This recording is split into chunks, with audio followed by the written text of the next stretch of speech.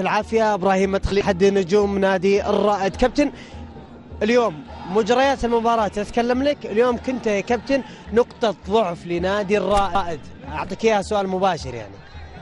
انت الظاهر انك ما تشوف المباراه، نقطه ضعف هذه كلام المفروض ما ينقال زي يعني، بس هذه وجهه نظرك انا اتقبلها. مش وجهة نظري يا كابتن. اوكي هذه وجهه نظرك او ايا كان، عرفت. احنا الحمد لله اليوم يعني صراحه المباراه يعني ما خدمتنا، عرفت. صراحه بالذات يعني انا صراحه ما احب اتكلم عن التحكيم يعني. احنا لو نشوف البلنتي يعني اللي انا سببته، عرفت يعني يعني حرام يعني ينحسب بلنتي، عرفت. بس ايش نقول، هذا الحكام وهذا اللي عندنا احنا عاد. كابتن انتبه، الحكام انتبه، لان انا ما انقد حكم ولا شيء، بس اقول للمحللين النقاد اذا كانت هذه بلنتي عاد مشكله. اليوم حتى كان بين الشوطين لنا مقابله طبعا مع محلل يتكلم معانا بان ابراهيم مدخلي ما كان اليوم في مباراته. ابراهيم مدخلي يقول لك يكون صامت دائما في العديد من المباريات، لكن عند الخطا خطف هذا. لا والله ركله جزاء يا كابتن. والله ما ادري هذا وجهه نظري، لكن الظاهر انها من ركله جزاء، لكن الحمد لله على كل حال.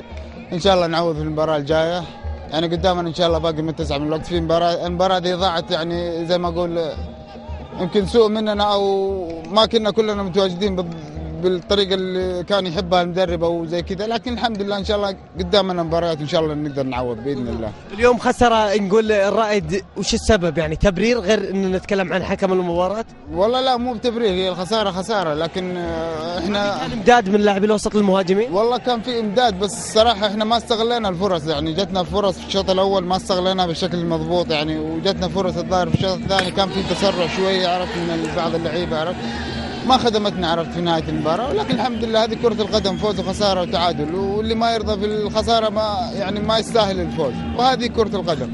اليوم فاز وبكره نفوز احنا ان شاء الله، وهذه كرة القدم عاد. يعطيك العافية. الله يعافيك حبيبي، شكرا.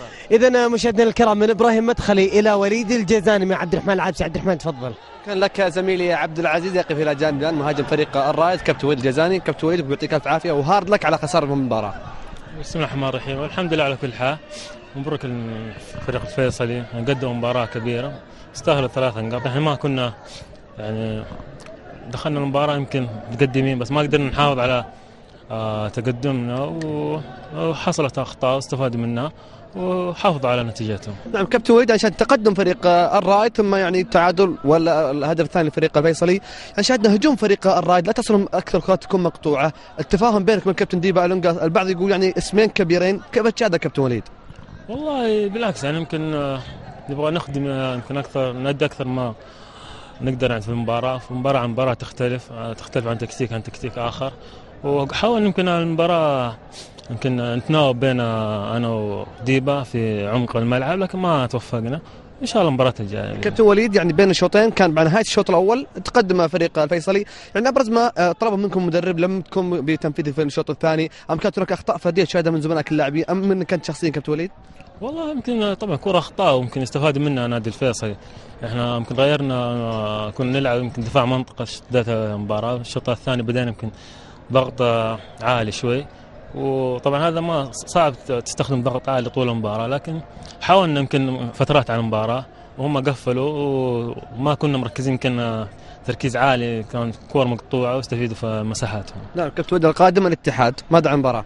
والله طبعا فريق الاتحاد في جده ممكن نلعب على حظوظنا ان شاء الله، يمكن نقدم افضل مستوى. الحين يمكن مهزمين، انهزمنا مباراتين ورا بعض، هذا يمكن تاثر علينا، لكن ان شاء الله نقدر نجيب اكثر ما نقدر من نقاط مباراه الاتحاد. لو كانت مباراه الاتحاد خساره راح تكون صعبه عليكم مره الدوري يا وليد. والله يمكن من اليوم احنا يمكن كنا نحاول نجيب 3 نقاط من خارج ارضنا، لكن ما نستبعد، نبغى ان شاء الله نحاول قدام الاتحاد نجيب 3 نقاط. نعم كابتن وليد الجيزاني مرة أخرى هارد لك على خسارة مباراة اليوم. شكرا، يعطيك العافية. إذا كان هذا اللقاء مع الكابتن وليد الجيزاني مهاجم فريق الرائد، ننتقل إلى زميلي في الطرف الآخر عبد العزيز. عبد العزيز تفضل، كلمة إليك. يعطيك العافية عبد الرحمن. يقف بجانبي طبعا ربيع الموسى. ربيع، ألف مبروك، 3 نقاط هي الأهم دائما في مثل هذه المباريات. اليوم فرحة ممكن مختلفة لكم أنكم تحصلون على 3 نقاط. والله أكيد، أول شيء بسم الله، الحمد لله على الفوز اللي جاء، مجهود الصراحة ومن تكاتف الجميع الحمد لله. واعتقد انه هذه ال3 نقاط كنا ندورها من زمان، والحمد لله حصلنا على ال3 نقاط.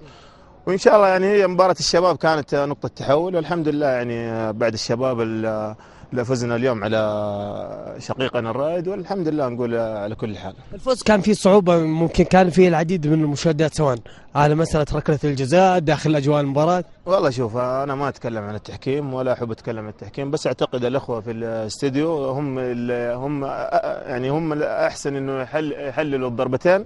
بس أعتقد إنه حتى الأولى أنا ما أدري، والله ما أدري. تعرف أحيانا تكون احتكاكات اللاعب ما يحس إنه احتك في داخل الملعب. والله الحمد لله هو الأهم 3 نقاط يعني. ربيع، ممكن كان لك كلام طبعا أنت مع المهاجم، لاحظنا كذا على الشاشة تتكلم معه. اي انا اتكلم، يقول لي يعني هو اصلا قال لي مو ضربه جزاء، يعني يمكن شطاره منه كسب يعني الصراحه. ديب المهاجم الكل يشيد به وبخبرته يعني كسب ضربه جزاء. في شطاره منك مع ابراهيم مدخلي؟ يعني نقول مو شطاره، والله توفيق من رب العالمين والحمد لله على كل حال. اليوم وين ممكن كان الفيصلي الخط اللي كان متألق فيه اليوم وخلاه يظهر بهالمستوى؟ والله شوف، اعتقد الجميع اليوم والله تعبوا في الملعب، ونحن من اول يعني كنا نلعب بس ما نحصل، دائما ننهزم يعني دائما اخر الدقائق. يعني لو تشوف يعني كل مباراة يعني كلها لعبنا فيها بس اننا ننهزم. الحمد لله الحين يعني بداية خير ان شاء الله نقول. يعطيك العافيه كابتن، نتمنى لك التوفيق ان شاء الله. الله يعافيك حبيبي، شكرا. طبعا مشاهدي الكرام، كان معنا الكابتن ربيع الموسى. الى زميلي ابو نوره في مكان اخر، تفضل عبد الرحمن. شكرا لك زميلي عبد العزيز. يقف الى جانب الكابتن وصل الدويبي. كابتن وصل، الف مبروك على الفوز بمباراه اليوم. الله يبارك. اول شيء بسم الله الرحمن الرحيم، الله يبارك فيك. الصراحه الفوز اليوم ما جاء يعني من فراغ، قام مجهود زملائنا اللاعبين، ما قصروا الصراحه. والمباراه اليوم الصراحه كانت مفصليه امام الرائد، لازم نكون مركزنا الصراحه ما نطمح للمركز اللي احنا فيه. واحنا اليوم كانت مباراه حياه يوم موت، لازم نحقق 3 نقاط والحمد لله حققناها، وهذا الشيء اللي طلعناه بالصراحه. نعم كابتن وصل، يعني نشوفك يعني تعورت في دقيقه تقريبا 70 ادى الى التبديل، يتحدث الجمهور متابع عن اصابتك. والله الصراحه شد خفيف، الله يعطيك العافيه، شد خفيف منطقه الصفاق، وحبيت اريح عشان لا تزيد عليه الاصابه، عشان المباراه الجايه امام النصر مباراه مهمه ايضا لنا. نعم كابتن وصل، يعني الشوط الاول انتهى بهدفين مقابل هدف وحيد، ايش اللي كان ابرز الملاحظات اللي تكلم معكم مدرب فريق زلاتكو بين الشوطين يعني ادت الى حفاظكم على النتيجه وعدم ورود مرماكم، بما اني حاولتم انكم تزيدون غله التهديفيه؟ بالعكس، الشوط الاول احنا كنا لاعبين جدا كويسين يعني الشوط الاول. الشوط الثاني صراحه قال لنا يعني نقفل المناطق الخلفيه، لانهم لاعبين بارتقاء عالي زي وليد جزاني زي ديبا، والحمد لله قدرنا نقفل، قدرنا نكسب ال3 نقاط الحمد لله. نعم كابتن وصل الدويبي، الف مبروك مره اخرى، بالتوفيق لكم. بس اهدي الفوز بمناسبه قدوم الكابتن موسى الشمري، هذا هدي الفوز لموسى وهدي الكابتن عامر ديب. بالتوفيق الكابتن موسى وكابتن عامر، معكم فريق فيصل. يعطيك الف عافيه. اذا كان هذا لقاء